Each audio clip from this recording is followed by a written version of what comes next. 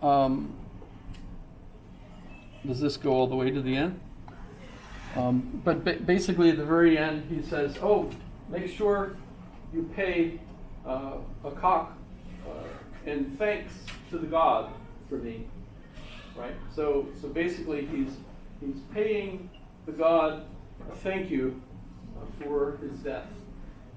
Of course, a lot of people wonder about that. How does that really work out, etc. So that's pretty much a quick shot of the Phaedo.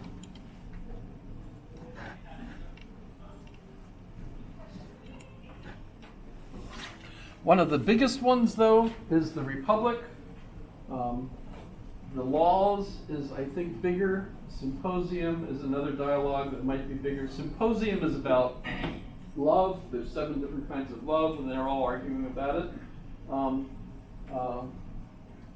The Republic in Greek is politeia. It's one of the few that has just a English title as opposed to the Greek or the Latin title.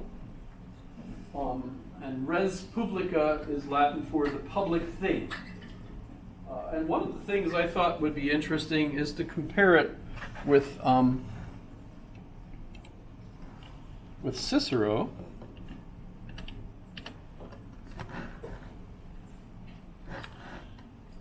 I don't seem to be. Can you see that? Or is that too small? It won't get bigger. Not that way. I have to...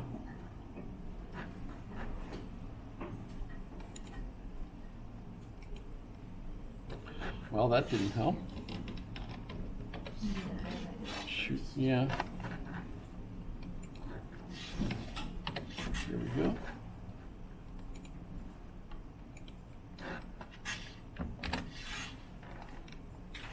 So, I like to compare it to Cicero. Notice Cicero wrote his own version of the Republic. This is from 54 to 51 BCE. So that's still BC, right? But notice that it's quite a couple hundred years away from when Plato's Republic came out, 380 BCE. So you can look at them. So clearly Cicero is honoring Plato, but there are going to be some differences. And their focus, the main virtue that both are focused on is justice. And that's because they want to come up with a good republic, the best kind of state. Maybe what you would call a utopia, right? And there's actually 2 different ways of saying utopia. You could say utopia with an EU, which means a good, ideal form of state, or U, the letter U, which actually means not a good form.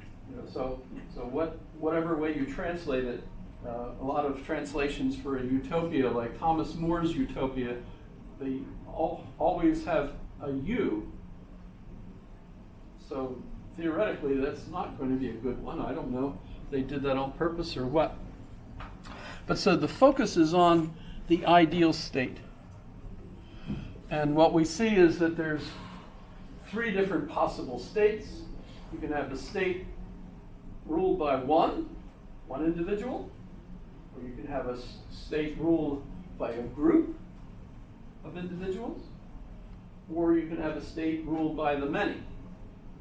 So a deme would be the people, so a democracy, the power of the deme, the people, would be a democracy, which we use a lot, right? And an aristocracy, aristoi, are the best, have the power, right? And a monarchy is one, right? So you have a rule of one, is a monarchy. But then you can also have the good and the bad. So you can have a good monarchy, then you can have a bad one. A bad one ends up like a tyranny. You have a tyrant instead of a good monarch, right? With an aristocracy, there's lots of different kinds of groups. So the idea that you're having the ruling class basically is the best. And what do you mean by that, right? We multiple times we think of the aristocracy as a bunch of bunch of self-centered buffoons, right? And they call themselves the aristocracy, but for Plato, the best are the philosopher kings, the ones who have gone through a series of learning to be a good person, learning to be in love with the state, sacrificing themselves for it, demonstrating that they're capable of being a leader, and then becoming a leader where they're focused on the best interest of the state. And you have a whole group like that. And for for Plato and Aristotle, that would be the Aristoi, the best, right? By the way, Aristotle's name, Aristoi telos, so Aristotle is the best organization. You know, telos is the best, order, the best purpose, and so on. Okay, so by the way, a lot of them all feel like a democracy is the worst of the three possibilities, because a democracy almost always votes benefits for itself and then never votes to pay for it. And as a result, the state goes bankrupt and collapses into chaos, which is the worst possible situation, right? But when you're in an aristocracy, you can have like other groups. Like, for example, Iran right now has a theocracy. Officially, it's a constitutional, constitutionally elected government, but the only party that's allowed in Iran are the imams. So they choose who can be in the running for election. So in order to be elected, you have to already be accepted by the imams, who are actually the real rulers of Iran. So that's another one. You can also have a rule of the rich, a bunch of rich people. You can have a military group at the top, a bunch of old people, a gerontocracy. Lots of different kinds of groups, right? And they all have their different goods and bads, and so on. By the way, I took this from Grok this morning. Grok is one of those AIs. Anybody familiar with Grok? Yes? I love just how Elon Musk named it, because I read that book when I was a kid, That's kind of neat. I pronounce it Grok. Every time I say Grok, someone else looks at me and says Grok. Like I'm saying it wrong, which is fun. Nobody told us how to pronounce it when we were kids. Everybody had a different. Okay, so that's kind of interesting. Okay, so when we're looking at Plato's Republic, we have a group of people all gathered around to have a discussion, and the topic is justice. How can we have justice? What is justice in the first place? Any ideas? What would you say? What's justice? Let me tell you what Plato thinks justice is. Okay. Thank you, Dave. True justice is a three-part system.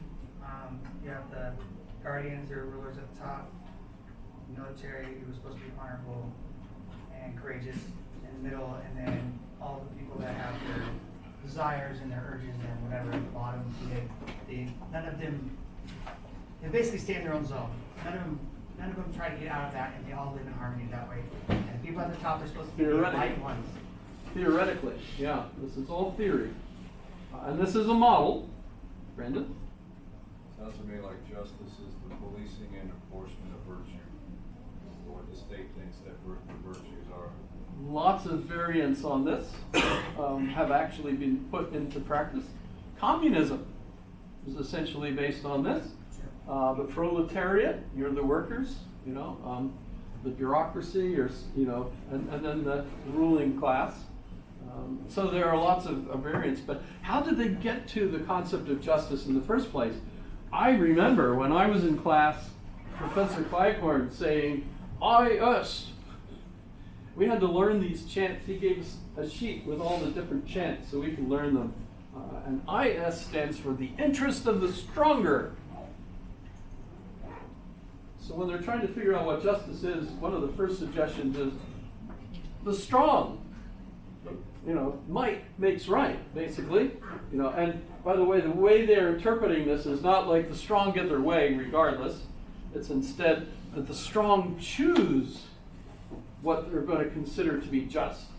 And one of the things that it strikes me is when World War II was over, and in the Nuremberg trials, the Allies put the Germans, the Nazis, on trial for their crimes. And as we asked them, why did you kill all these civilians? I was ordered to. Right? That's a dilemma for American military, because you're supposed to follow your orders, but at the same time you're never supposed to follow an illegal order.